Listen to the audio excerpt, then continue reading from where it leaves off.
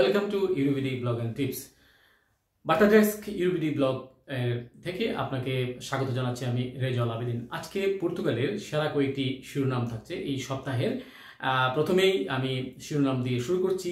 Death and serious injuries increased in the first quarter of the year 2024। 2024 সালের first কোয়ার্টারে মৃত্যু এবং অ্যাক্সিডেন্টের সংখ্যা প্রচুর বেড়ে গেছে। সাম্প্রতিককালে আমরা ফারু শহরে এক বাংলাদেশি ভাই হবিগঞ্জে উনি ইন্তেকাল করেছেন রোড অ্যাক্সিডেন্টে। আমি আপনাদেরকে সাবধান করে দিচ্ছি, যারা পর্তুগালে আসবেন, বিশেষ করে নতুন আসবেন, তারা শুক্রবার দুপুরের পর থেকে রবিবার পর্যন্ত আপনারা খুবই সাবধানে চলাচল করবেন এবং রুট সাইন মেনে চলবেন। ঠিক আছে, জেব্রা ক্রসিং মেনে চলবেন। আরও অন্যান্য যে রুট সাইন রয়েছে, ইনস্ট্রাকশন রয়েছে, সেগুলো মানবেন। সময়ের চেয়ে মনে রাখবেন, সময়ের চেয়ে জীবনের মূল্য অনেক বেশি।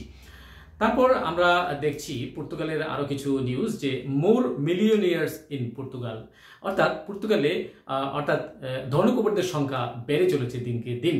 তারপর Lisbon third most sort after destination, অর্থাৎ লিসবন আসলে এই যে সামার সিজনে ট্যুরিস্টদের জন্য প্রধান আকর্ষণের একটি তৃতীয় স্থানে উঠে এসেছে।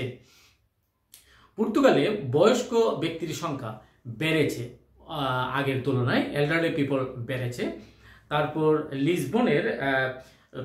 Lisbon mayor to double tourist taxes, যারা পর্তুগালের ট্যুরিস্ট হিসেবে অন্য দেশ থেকে আসবেন তাদের জন্য ট্যুরিস্ট ট্যাক্সের যে হার ছিল সেটি ডাবল অর্থাৎ দ্বিগুণ করেছে। তারপর আমরা এই আরেকটি নিউজ কোট করতেছি এখানে। Portugal third best for property risk, অর্থাৎ দারিদ্রতার হারের দিক দিয়ে পর্তুগাল একটু সংখ্যার মধ্যে রয়েছে, তৃতীয় অবস্থানের মধ্যে বেস্ট হতে চলেছে। এটা আমাদের জন্য অবশ্যই দুঃসংবাদ। তারপর সুসংবাদ রয়েছে এখানে, যে new Portugal to Morocco flight begins. Ryanair একটি ফ্লাইট চালু করেছে পর্তুগালের সাথে মরক্কোর কানেক্টিভিটি। তারপর আরেকটি দুঃসংবাদ হচ্ছে লেখাপড়ার মান নিয়ে পর্তুগালের। সেখানে 96% অফ স্টুডেন্টস ফেল ম্যাথমেটিক্স। এটি ভেরি কনসার্নিং আর alarming issues for Portuguese citizens আর পর্তুগিজ লিডার্স। ওকে, তো 96% ছাত্র ছাত্রী ম্যাথমেটিক্সে গড়ে ফেল করেছে। ফাঁসের তুলনায় ফেলের হার বেশি, 96%, 4% মাত্র পাস করেছে। তা আমি বলবো লেখাপড়ার মান কোন দিকে যাচ্ছে পর্তুগালের, তারা আসলে সংশ্লিষ্ট কর্তৃপক্ষ ভেবে দেখবে। তারপর অ্যানাদার নিউজ হেডলাইন হচ্ছে ইউরোপিয়ান মিউজিক সেন্টার এক্সটেনশন। ইউরোপের যে মিউজিক সেন্টার সেটার বর্ধিতকরণ করা হয়েছে। তারপর পর্তুগালের আরেকটি সুখবর রয়েছে, টেলিকমিউনিকেশন অ্যান্ড টেকনোলজি, যেটা ইনফরমেশন টেকনোলজির ক্ষেত্রে কমিউনিকেশন টেকনোলজির ক্ষেত্রে একটি বড় প্রভাব ফেলতে যাচ্ছে। পর্তুগালস 5G transformation, Portugal 5G transformation হতে চলেছে। তারপর আর রয়েছে যারা মুভি থিয়েটার পছন্দ করেন তাদের জন্য হচ্ছে ক্লাসিক পর্তুগিজ সিনেমা সেশনস চালু হয়েছে। Stability in Portuguese property market, পর্তুগালের যে প্রপার্টি রিয়েল এস্টেট মার্কেট রয়েছে সেখানে বর্তমানে একটি স্টেবিলিটির পরিস্থিতি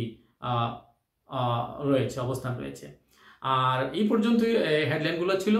আর আরেকটি কথা আমি যোগ করে শেষ করতে চাই, পর্তুগালে যারা ইলিগেল মানুষ আসবেন তারা কিন্তু ডকুমেন্টেশন আগের মতো করতে পারবেন না। যেভাবে সেফ এন্ট্রি আগে করা যেত, আর ডকুমেন্ট যা চাইলে আপনি ফাইন্যান্স করতে পারতেন, সোশ্যাল করতে পারতেন, আদার যে ডকুমেন্ট ছিল সবই করতে পারতেন। এখন সোশ্যাল করতে গেলে, সোশ্যাল ডকুমেন্টের সার্টিফিকেট বের করতে গেলে কিংবা ফাইন্যান্সও বের করতে গেলে আপনাকে ভিসা নিয়ে আসতে হবে, ভিসার ডকুমেন্ট দেখাতে হবে, ভিসার স্টিকার ভিসা বা যে ভিসায় নিয়ে আসেন না কেন সেগুলো প্রমাণ দেখাতে হবে, তারপরে আপনার সোশ্যাল করতে পারবেন। তো আজকের এই আলোচনাটি ছিল এই পর্যন্তই। ভালো থাকবেন। আর যারা চ্যানেলে নতুন, যারা এই সবসময় আমার এগুলা মানে নিউজ দেখেন, আর্টিকেল দেখেন, ব্লগ দেখেন, কিন্তু আপনারা কেউই এদের মধ্যে অধিকাংশ সাবস্ক্রাইব করেন না, সাবস্ক্রাইব করবেন চ্যানেলটি, সাথেই থাকবেন। আল্লাহ হাফিজ, আসসালামু আলাইকুম।